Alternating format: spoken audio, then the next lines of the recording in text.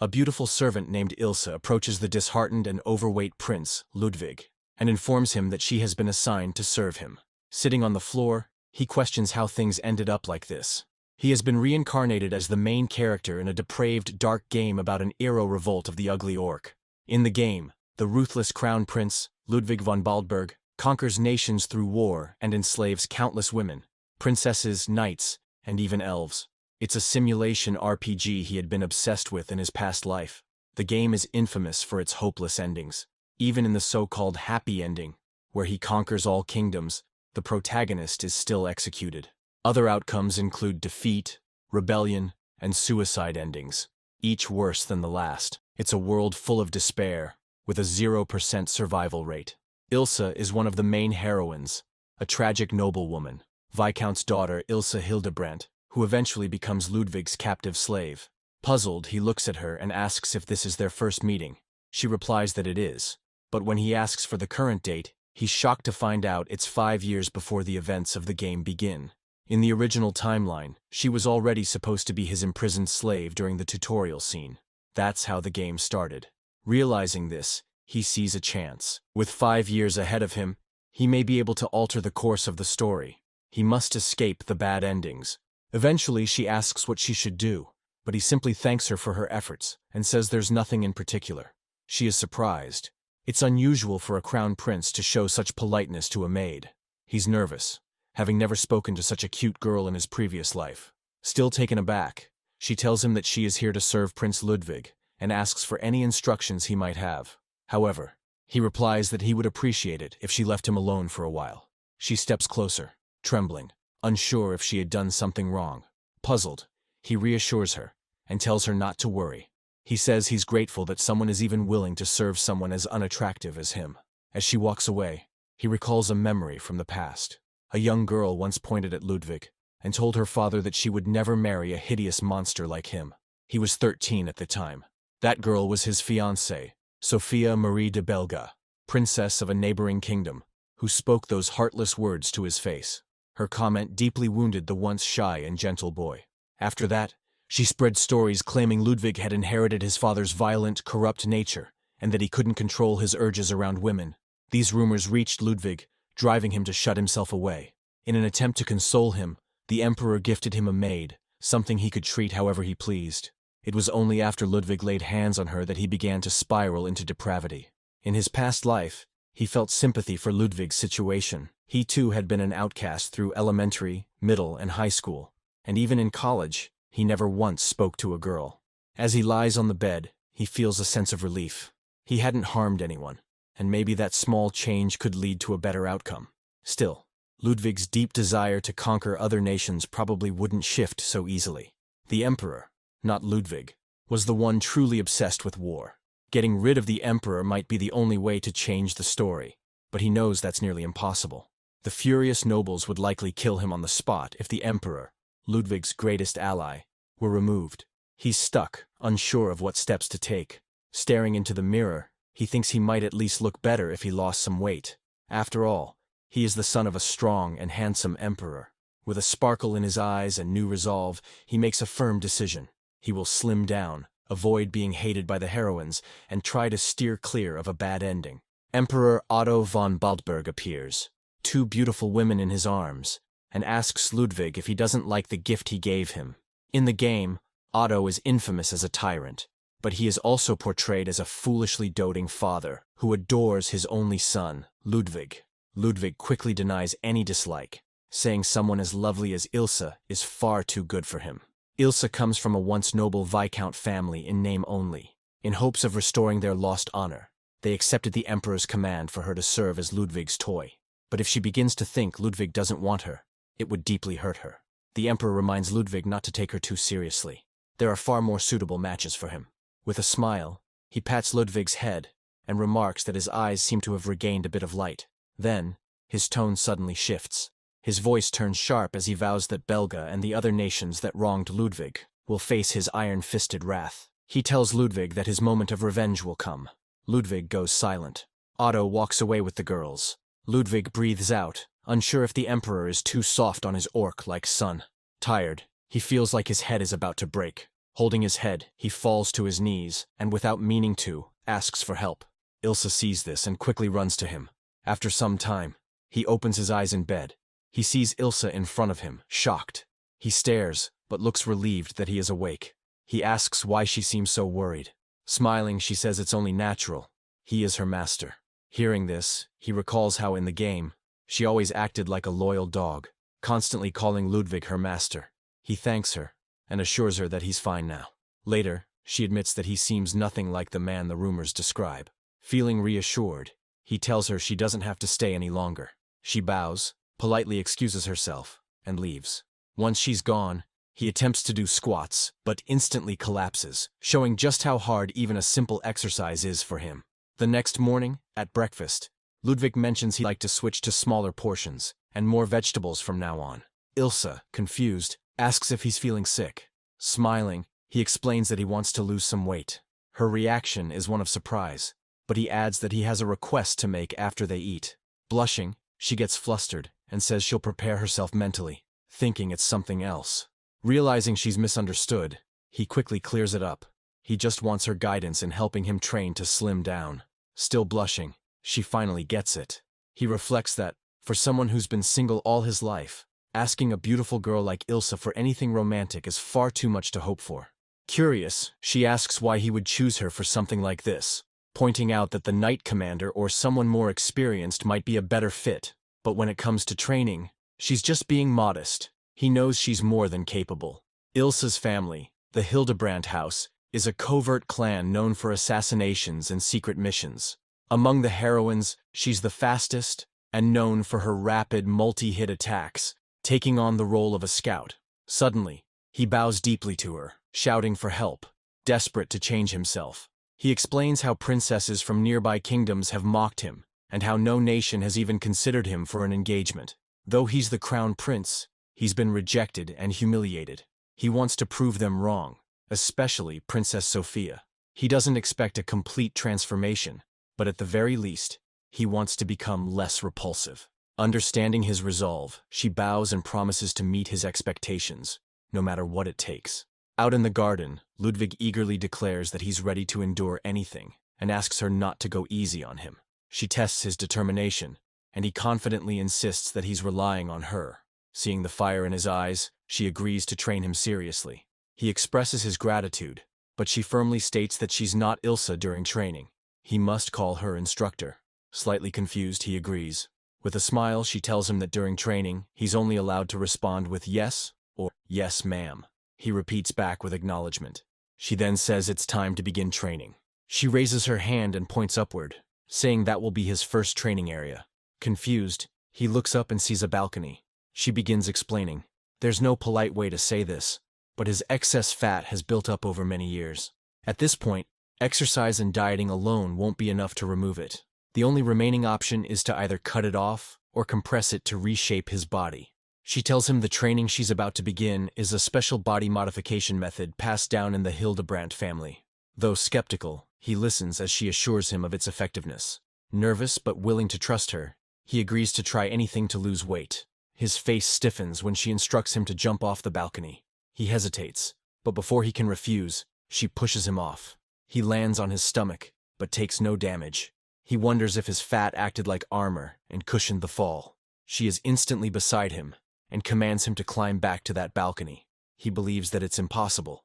However, she reminds him that his responses are limited to yes or yes, ma'am. Crying, he replies, yes, ma'am. He climbs the balcony again, falls again, and repeats the process. Later, back in his room, she sits on his back to massage him and asks how he's feeling. Relaxed, he replies that it feels nice. Concerned for her, he tells her she doesn't have to do it if she's tired. She responds firmly, that is unacceptable. Proper body care is essential. Her body being so close makes him nervous. Eventually, she brings up a delicate question. Why hasn't he asked her to comfort him? After all, that's the role the Emperor assigned to her. He gently brushes off her concern, saying he doesn't expect that sort of thing. It's something people do out of love, not because they're ordered to. He tells her not to worry, and thanks her for the massage. Her eyes light up as she asks him to call her by her name, since they're not training right now. Feeling motivated again, he decides to keep working hard. 6 months pass like this, and she cheerfully tells Ludwig that he looks slimmer. Ludwig agrees, but slightly disappointed, admits his weight hasn't dropped at all. That was expected, as their training has only compressed his fat into a denser form. Energized, she tells him they'll now be training from the third-floor balcony to compress it even more. During training, Ludwig glances at her in admiration, wishing he could walk on walls like she does. However, she tells him that he doesn't have the ability to do such things. At the same time, Ilse encourages him, telling him not to worry, as he possesses far greater talents than that. Brightly, she tells him that in 3 months, they'll move on to the next training phase. As Ludwig hits the ground again, he wonders if there's anything else left to do. A few months later, during winter, Ilse tells Ludwig that today's training will involve evading a Kelpie. Shocked, Ludwig asks how she could even attempt something like that. He remembers the Kelpie from early game side quests, a minor sea monster that, if not avoided, would result in an embarrassing fate for the heroine. Seeing his reaction, Ilse smiles and reassures him that if he gets caught, it's just his dignity on the line. Without warning, she pushes him into the pool and explains that swimming in a straight line will only get him caught. She urges him to move unpredictably and dodge skillfully. Watching the situation unfold, Ludwig panics, unsure how he's supposed to manage any of this. Just then, the Kelpie appears, and he flails in the water, desperately trying to survive. Ilse encourages him to keep at it, and tells him to persist until he learns how to fully evade it. Trembling, Ludwig gathers his courage and says he'll do his best. In the midst of this, Ilse cheers him on and extends her hand towards her young master, pulling him up from the water. At that moment, Ludwig's underwear slips off. Seeing this, Ilse covers her eyes in embarrassment and stands frozen in shock. After all this, Ludwig's training continues steadily. After some time, Ilse looks at him seriously and admits that she still doesn't believe this combat style suits her master. With a hint of concern, she explains that, based on her observations, a sword and shield technique would be a better match for him. But Ludwig apologizes and firmly says he can't compromise. There are swords, shields, bows, hammers, and more. But among them, dual swords are the most striking. He's always followed this path, and it's with this style that he aims to become the strongest. Hearing his firm resolve, Ilse responds with a serious tone, noting that his goal seems to have changed. Even so, she says she will continue to train him until he becomes skilled in it. Smiling, she warns him to brace himself, as the next phase of training will be 3 times harder than before. Ludwig is startled by this. Without warning, Ilse, now on the 5th floor, suddenly pushes him from the balcony. To his surprise, Ludwig manages to pull off the technique flawlessly. Ilse cheers joyfully and praises him for his success. Though it's only been a year, Ludwig feels like a century has passed. Then, Ilse solemnly declares that her job as his instructor is now complete. Ludwig, with a gentle smile, tells her that while he has slimmed down, his dual sword technique is still far from perfect. Looking at her, Ludwig quietly thinks about how in the beginning he intended to keep his distance to avoid getting caught up in anything troublesome, but now, he sincerely asks her to continue guiding him as his instructor. Hearing this, Ilse's eyes widen in surprise, and Ludwig, with a calm seriousness, reflects that over the past year, she's become someone incredibly important to him. Ilse asks if he really means that. Ludwig nods with confidence and says that after all their time as student and teacher, he would like her to open up to him more. Smiling, he adds that it would make him happy if she called him Louis. In his past life, his name was Rui Nikaido, so using it feels natural to him. Understanding his feelings, Ilse offers a compromise. She agrees to meet him halfway and promises that, from now on, she will address him as Prince Ludwig. He smiles and tells her he's counting on her. With unwavering loyalty, Ilse assures him that she will always give her utmost to serve him. Later, the grand banquet finally arrives, drawing everyone together. Amidst the lavish crowd, Ludwig stands quietly, observing the atmosphere with a serious expression. He quickly notices how people are keeping their distance, their gazes focused on him. Uncomfortable under the scrutiny, he quietly moves to a more discreet corner of the room. Ilse soon approaches him, noting that today's farewell celebration is being held in his honor. With gentle concern, she asks if he's truly okay with standing off to the side like this. Calm and composed, Ludwig reassures her that he's fine, and asks her not to project such an intimidating aura towards everyone. Meanwhile, his father observes the exchange from afar, smiling with quiet pride. He remarks that Ludwig has truly changed. Ludwig offers his thanks, to which the emperor gently replies that the palace will feel empty without him. He then reminds Ludwig that the academy he's about to attend hosts royalty and nobility from across many nations. From this point forward, it will be Ludwig's task to make the name of Crown Prince Ludwig von Baldburg known throughout the world, and to bend everyone to his will. He turns to Ilse and instructs her to properly support his son, both day and night. Ilse listens carefully and agrees without hesitation. Once his father departs, Ludwig quickly apologizes to Ilse. However, she calmly reassures him, saying that serving him is completely natural for her, and dedicating herself to him is simply part of her duty. Hearing this, Ludwig thinks, realizing that he never actually asked her to say such things. He then proposes that they work together at the academy. Ilse agrees, promising to serve him well as both his maid and classmate. Ludwig reflects on the fact that Ilse is 2 years older than him. While she might easily fulfill the role of a maid, the idea of her being his classmate feels like it might be asking too much. The day of the entrance ceremony arrives. Fully prepared, Ludwig looks at himself and thinks about how, just a year ago, he couldn't have imagined reaching this point. He remembers how he used to resemble an orc, and admits it's no wonder Sophia didn't want to marry someone like that. He also recalls that the Imperial Academy accepts nobles and royalty from other nations, but convinces himself that Sophia wouldn't dare to attend. She's not bold enough. After ruminating on diplomatic relations, suddenly Ilse enters and tells him that everything is ready. Upon seeing her, Ludwig pauses, momentarily stunned, then compliments her, saying she looks stunning. She thanks him. She then asks about his speech as the new student representative. Ludwig assures her that it's perfect, or at least he wants to say it is, but admits that standing in front of everyone is nerve-wracking. She reassures him, saying he doesn't need to worry, and that no one is more suited for the role than him.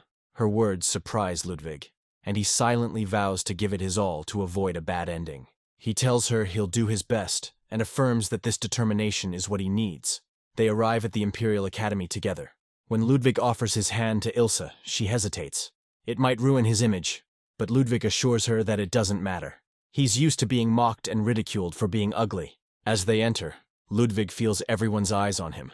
Despite walking beside someone as beautiful as Ilse, he thinks people must be wondering what he's doing there. Just then, he smiles and takes Ilse's hand, urging her to walk with him toward the entrance ceremony. While walking, he accidentally bumps into someone. He quickly apologizes and asks if she's okay, but when he looks at her, he freezes. It's Sophia. His eyes go wide in disbelief as he tries to understand what she's doing here. He remembers that the Imperial Academy wasn't supposed to accept her due to diplomatic concerns. With a touch of worry, he asks if she's hurt. Then it hits him. If the Emperor finds out, this could be used for political leverage. She then asks if she can hold his hand. Without thinking, he reaches out to her. She thanks him and blushes. Her reaction now is completely different from how she was 2 years ago. Overwhelmed with emotion, Ludwig quickly excuses himself, hurrying away in embarrassment. Once outside, Ilse, visibly upset, asks who the girl was. He tries to explain, gently shifting the topic, but deep inside, he smiles. Sophia didn't even recognize him as Ludwig. With quiet thought, he realizes what that means. He truly has changed for the better. Then, a memory from the past surfaces when she once said she would never marry a hideous orc-like monster. The thought brings tears to his eyes. Even now, those painful words echo inside him. Suddenly, he falls against Ilse's chest. She holds him close and calmly tells him not to bottle things up, encouraging him to let everything out. Seeing him like this, tears welled up in Ilse's eyes as well. But when he notices, he gently tells her there's no reason to cry for someone like him. With a soft smile, she reassures him that she isn't crying.